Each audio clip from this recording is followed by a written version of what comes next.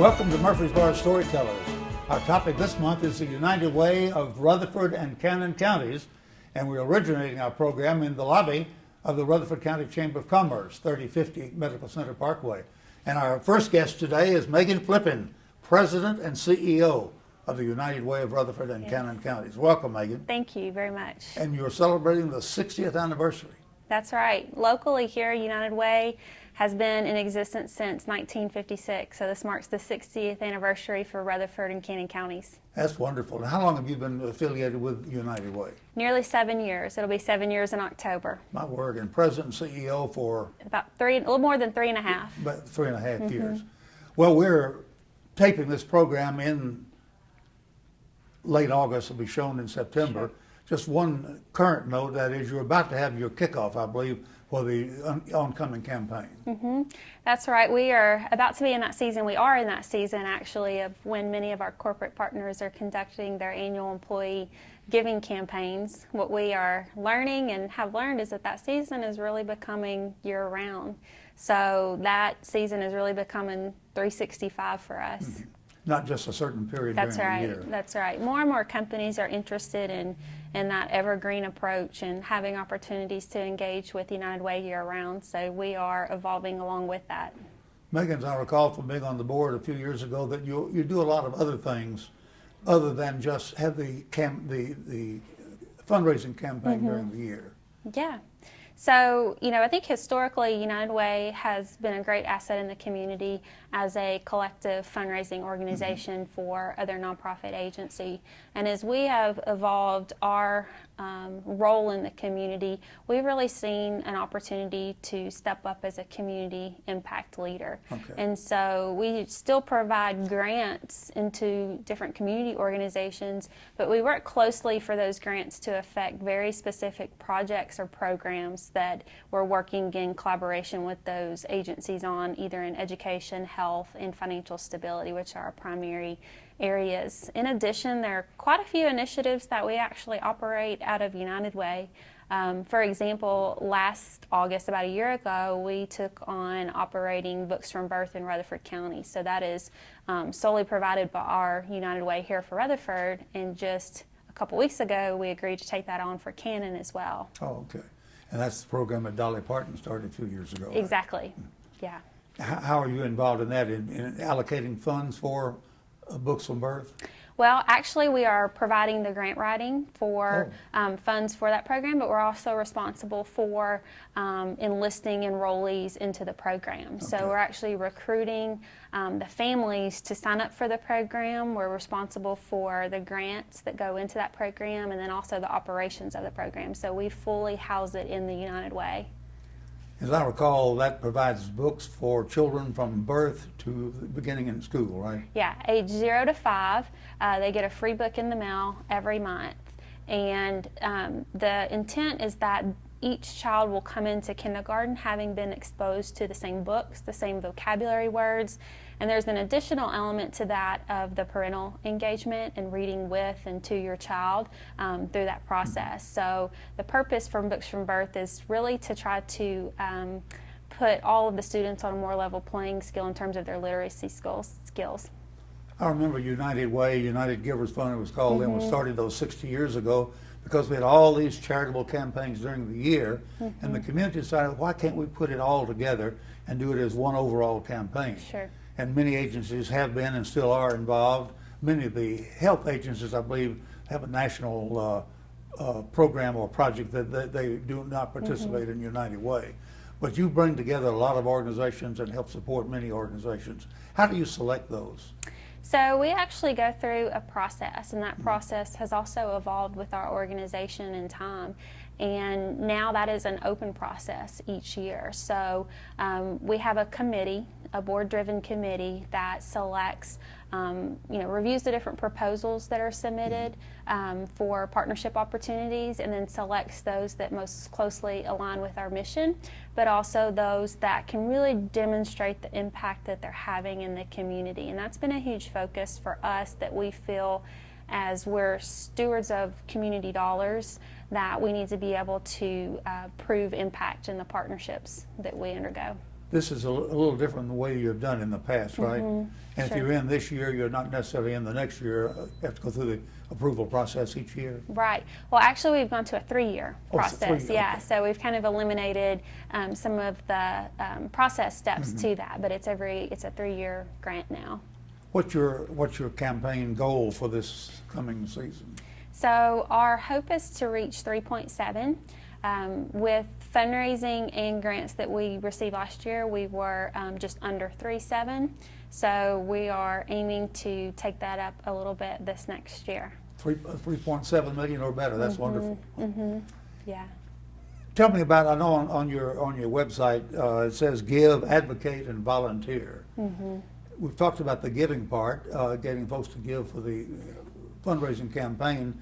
Advocate.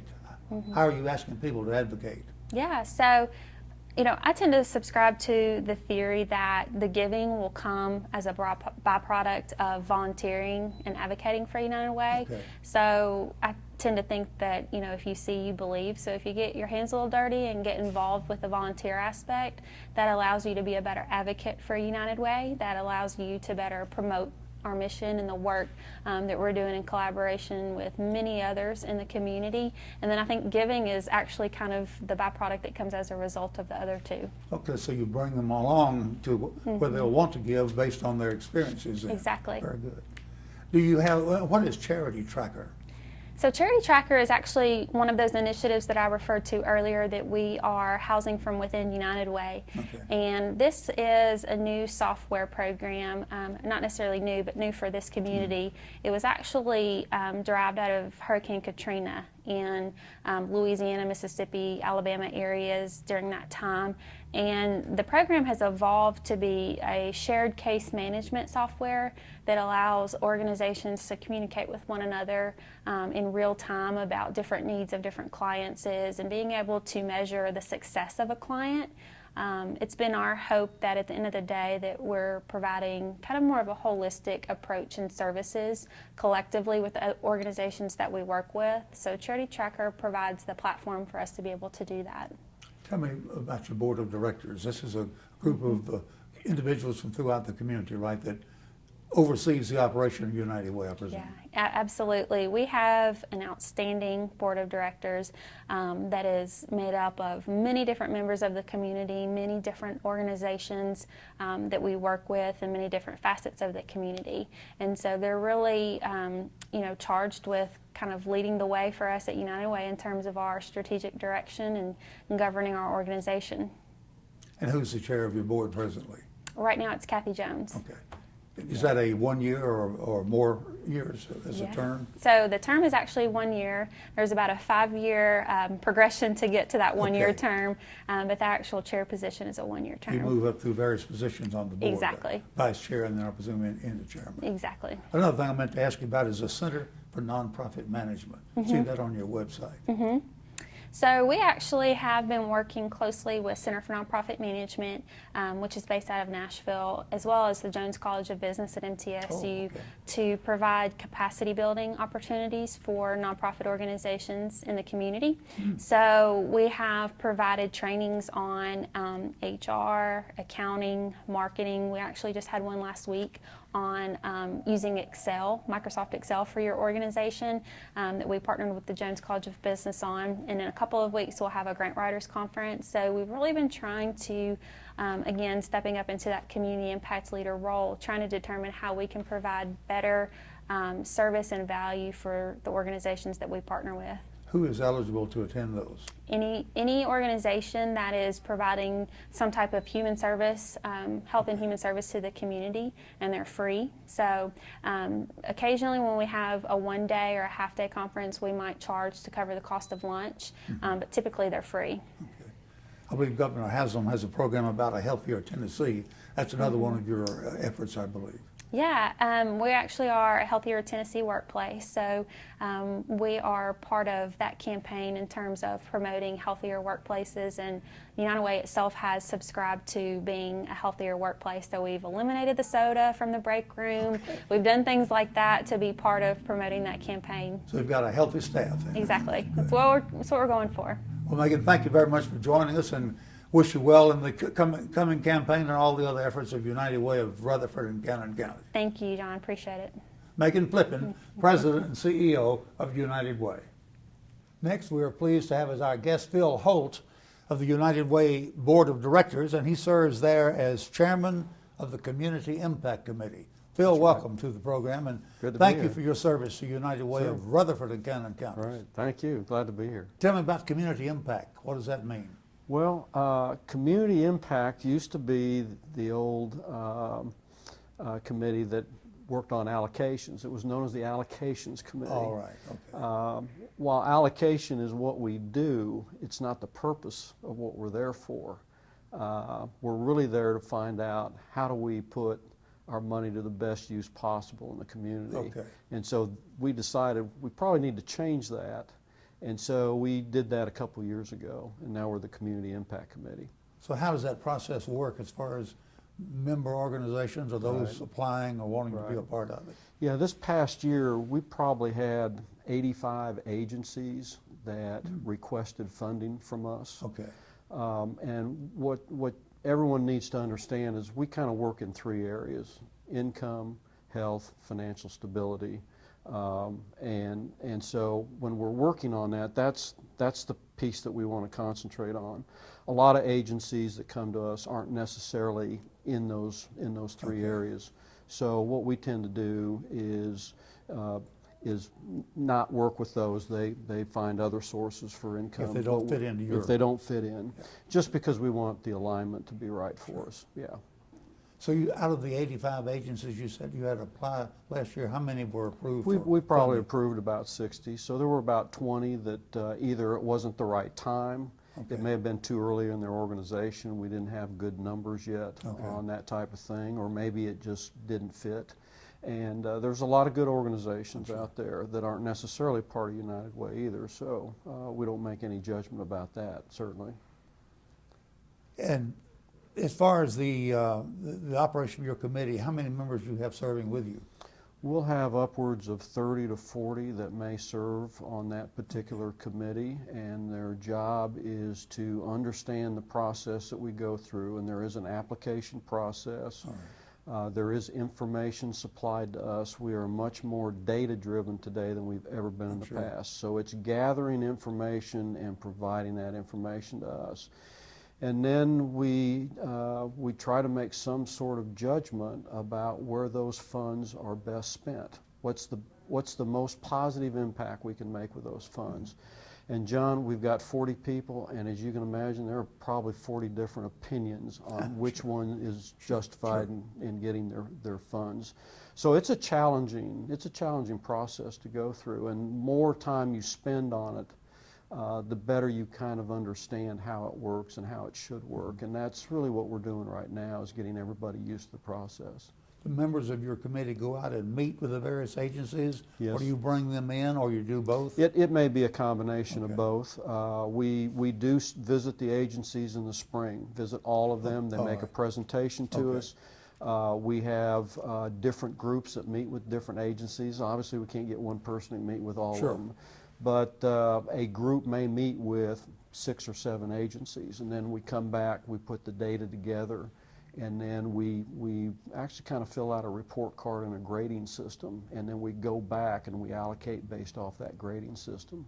You mentioned health just a moment ago. Is this a part of the process in tying in with a healthier Tennessee? Yes, yes, absolutely, absolutely. So every organization that does get approved has passed some criteria as far as health is concerned? I wouldn't say that so much. Is the agency is dealing in matters of health. Others may deal with issues of financial stability. Some other agencies may deal with education. Okay, so they aren't necessarily all together, but they operate in one of these three main areas. Yes. And then your group also determines the amount of funding that each agency will receive? Yes, that's correct. Recommends, I presume, to the whole board. That is correct. That is correct. And the requests we had this past year were 50% more than the funds we had available.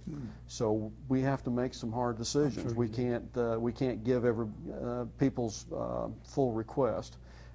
we have to put it in some sort of context and make a recommendation on that. Impossible to help every agency applying or even That's to right. give the amount of money they're requesting. That's right. That's right. Yes. Well, as a retired banker living here in the community and serving on United Way, what gives you the greatest satisfaction serving on this board and working with this wonderful organization? You know, I think the biggest satisfaction for me, and having been on the board, this will be my 6th year, is we've converted, and I think people now understand, we are not a fundraising organization. We're a community impact That's organization. a big change, and one that's hard, I'm sure, for a lot of people to understand. It's huge, and we really started transitioning in that 3 years ago, and I think that fundamentally makes us different than we've ever been before, and how we approach the fundraising piece itself. So you work with the agencies that are serving in the community, then you help them to get funded and then be able to make a community impact, I presume. That's right, and we make other recommendations in terms of their operation where we see similar things being done by other groups. We also have a lot of information that we can get from other United Way agencies, and we share that information. So there's a lot of good things going on right now, and we're becoming much more sophisticated and much more data-driven than we've ever been before. Yeah. And it's United Way of Rutherford and Cannon County, so you have agencies from Cannon County as well to be supported, I That's presume. right. That is correct. That's right. Many from there. I'm going to say a few. There's probably somewhere around 6 or 7 that we work with over there, and that people over there tend to support, and we want to support the people that they do. Are there members of the boards from Cannon County as well? We have some, yes, we Yes, do. okay. We do. Both We do. Rutherford and Cannon Yeah, County. that's right. Approximately how many members on the board? Well, I think, and I don't know that we've ever had the maximum amount. I think we're eligible to have somewhere up around 60. That's the question, really. But we've got, I think we have about 45 typically that we use. 3-year term. 3-year terms. You can renew for a 3-year term, and then we ask you to go off for a period of time and see if you're interested in coming back. Yeah, okay. Yeah. Phil, thank you very much. I Thank appreciate you. the work you do You for bet. United Way, You and bet. thank you for joining us. Thanks for doing this, John. Phil Holt, who Appreciate is it. chairman of the Community Impact Committee for United Way of Rutherford and Cannon Counties. We're pleased to welcome as our guest now Claire Wilson Oliver, who is Director of Marketing and Communications for United Way. Yes, sir. Welcome, Claire. Thank you. Thank you for having us. Is that a recent name change? Pretty recent, a little under a year ago. Oh, okay. Yeah. Well, congratulations. Thank you. Tell me what are your duties as Director of Marketing Communications? Must be varied. It is. It's very, very varied, and that's one of the reasons why I really love what I do and working in nonprofit. You get to wear so many different hats. My primary role is really to communicate United Way's work to the community and to all of our supporters. Through news releases, organizations, meetings? Yes, press releases, email communications, direct mail, working with radio and city TV and all of the local media. Okay, good. So with the campaign underway, I'm sure that increases some of your duties. It does, but like Megan was saying, you know, it's really become a very year-round. Okay. Not just concentrated. Right, right. We do have, I see a great demand in volunteer opportunities during this time. A lot of corporate partners really want to get their employees out there and plug them into the community, and so that's a lot of what I'm working on currently, is promoting some of those volunteer opportunities. How do you get them to come and be volunteers? Do you go to the companies and meet with the A lot of times representatives? a lot of times we do. We have a great development staff, and so they go out to the different companies and communicate what we're doing. A lot of times some of the company's leadership will hear about it through email newsletters or press releases, and so that's how they will contact us about it. We also have a volunteer website where we post all of the opportunities, and a lot of our supporters are familiar with that website, and so they'll visit it frequently. Tell us about some of those opportunities that are out there. Yeah, so we have Hometown Huddle, which is coming up on September 23rd, and that is an event that is supposed to encourage healthy lifestyles and habits within youth. So we work with the schools to adopt local playgrounds, and from there we connect them with our corporate partners, and they come in and refurbish the playgrounds. Oh, okay. So whether it's weeding or whether they need painting done or playground repairs, we connect them with the volunteers to do that. So they will then come and work with the schools and put everything back into first-class shape? Yes. Okay. And the teachers and the principals and even the kids get really excited about it. It's almost like they get to go out to a brand new playground I when bet. it's done. And that comes up in September. September 23rd. Mhm. What are some other ways? Don't you fill the bus sometime during the year? We do. We actually just wrapped up our Stuff the Bus program in July, and we assembled 2,500 backpacks that were given to Rutherford County, Murfreesboro City, and Cannon County schools. That's probably our largest volunteer event. It's a 2-month collection where we work with companies and community members. They collect everything from pencils, paper, scissors. We work with the schools to get the list, and then we host a sort-a-thon where they come in and they take those supplies and assemble them into backpacks. About how many volunteers do you usually have for that? This year we had around 120. Okay. Other volunteer opportunities during the year? Yeah, so we have 4 quarterly volunteer events. Oh, do you? Stuff the Bus and Hometown Huddle are 2 of those. Okay. We have Days of Action in the spring, and then the Community Baby Shower in February. Tell us about Days of Action. Days of Action is a community-wide volunteer project where we work with a lot of different nonprofits in the community, and they submit to us their volunteer needs. So it might be painting a building, it might be yard work, landscaping. I mean, it ranges from anything. It could be tutoring kids. And so then from there, we provide the volunteers. In the past, we've had up to 600 volunteers. It's a 3-day event. It's also a partnership with MTSU's Big Event. So they provide volunteers, their students, on that Saturday that go out into the community. And what time of year is that? It's usually March or April, March, sometime in the spring. Okay. Mhm. And then you mentioned the baby shower. Yes, the community baby shower. That is a great event that we do in February, and it's also a collection, but this time it is for essential baby items, so diapers, bottles, onesies. We work in partnership with the Rutherford County Health Department and St. Thomas Rutherford Hospital, and we collect those supplies. We also host a sort-a-thon like we do with Stuff the Bus, and they assemble the supplies into diaper bags. But then where it gets really unique is that same day we turn the room around and we actually host a community baby shower. Oh, do you really? So mothers and families are able to come in, and not only do they receive the free supplies, they're able to attend educational workshops. St. Thomas provides their physicians to do workshops on the topics of safe sleep and labor and delivery. And we also have car seat safety checks. I mean, it is just a packed event with so many resources. And that takes place again when? February. February. It's held at Patterson Park Community Center, and this past year we served 500 mothers. So this again tells a story of the fact that United Way is more than just a fundraising organization. Definitely, definitely. We have a unique approach at United Way where we're focused on addressing the root cause of issues and being very proactive with our initiatives. You know, when we think about a child who goes to school and, you know, maybe they can't focus in a classroom setting, we try to look at that child and say, well, what is the reason behind that? What's the root cause? Maybe it's that they're not getting dinner the night before or breakfast that morning. And so we use a very holistic approach when looking at issues. The United Way here, I presume, is affiliated with a national organization for United Way. Yes. How does that work? Yeah, so we have a partnership with United Way Worldwide. Basically, this grants us the right to the United Way brand. Everything that is raised here stays here locally. Okay. We do give United Way Worldwide a very small fee, 1% of our annual membership. workplace, yes. And that allows us to attend conferences. They provide us with marketing materials, which is a big help for me. So yeah, it's a great partnership. Do they dictate policies to the local United Way, or you all develop and establish them yourselves?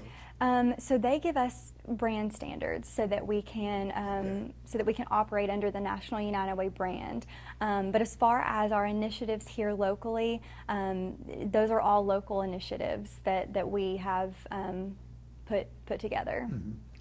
We talked earlier about 211 Charity Tracker, Center for Nonprofit Management and Yeah. Healthier Tennessee. Any other Program. points about those, or any other programs we haven't talked about? Yeah, well, I'd love to mention Family Wise. Family Wise is our prescription discount program. So it is a partnership with Family Wise and United Way. We help distribute those cards to community members. So basically it is just a card, or you can text and get the information on your phone and you show it to your pharmacist. It will work at almost any pharmacy in the community, and it can save you up to 20% on your prescription medications. And that'll work for somebody who doesn't have insurance, I presume, will help save them a lot. You can use it if you're uninsured, but you can also use it with health insurance as well. It is for absolutely anyone and everyone. This past year, $700,000 was saved through Rutherford and Cannon County residents using the Family Wise program. Is there also a program to help folks with income tax preparation? Yes, our VITA program, which is Volunteer Income Tax Assistance. We are actually about to start recruiting volunteers. So if anyone out there is interested, please visit our website. That is a great program that kicks off in January. We train and certify the volunteers, and they file tax returns absolutely free of charge. The average tax prep fee is about $300. And so these individuals are able to come in, get their taxes filed, sometimes even get a nice return refund, and so a lot of times when they come and file through VITA, they're connected to additional resources such as budgeting classes, or just any type of resource to get them on a path to financial stability. Claire, I'm sure it's a constant effort as Director of Marketing Communications to convey to the total community what United Way is all about. Yes. I understand you are also working on a survey to just see what folks know and understand about United Way and what you need to do to make it better. Exactly. Our communications committee, led by James Evans, really kind of took the lead on this initiative of a community survey. We have found that it's so important to listen to our supporters, and our brand in the community is very important to us, and so that's really what this survey is all about. We want to know, who the people are that are living here and what they think about United Way, and are they plugged in? Do they think of United Way as a community solutions leader? So those are some of the type of questions. How are you getting this survey out to the public? We're working with our communications committee to help us promote. James Evans is going to be promoting it through the school system. Definitely a lot of online promotion. Since the survey, you do take it online. It's a very simple, just a link that you click. It's only about 15 questions, so a lot of online promotion. And that'll be on your website then? Yes, yourlocaluw.org. Anything else we haven't mentioned, Claire, that you think of? I'm sure we could talk for the next 2 hours, but I think that's it. What gives you the greatest satisfaction in your job? I think that every day is different, and you get to really be connected with so many different aspects of our community. I have learned so much about our community, about the companies here, the people who live and work here just in the 3 years that I've been with United Way. So it is definitely a very encouraging, empowering career here. Good. Very good. Well, thank you for joining us. Thank you. This has been Claire Oliver, who is Director of Marketing and Communications for the United Way of Rutherford and Cannon counties. We wish you well. Thank you. In your job, and every success for United Way. Thank you. In addition, we've had Phil Holt, who is Chairman of the Community Impact Committee, and also Megan Flippin, who is President and CEO of United Way. We wish them well for another great campaign. We thank you for joining us for Murfreesboro Storytellers.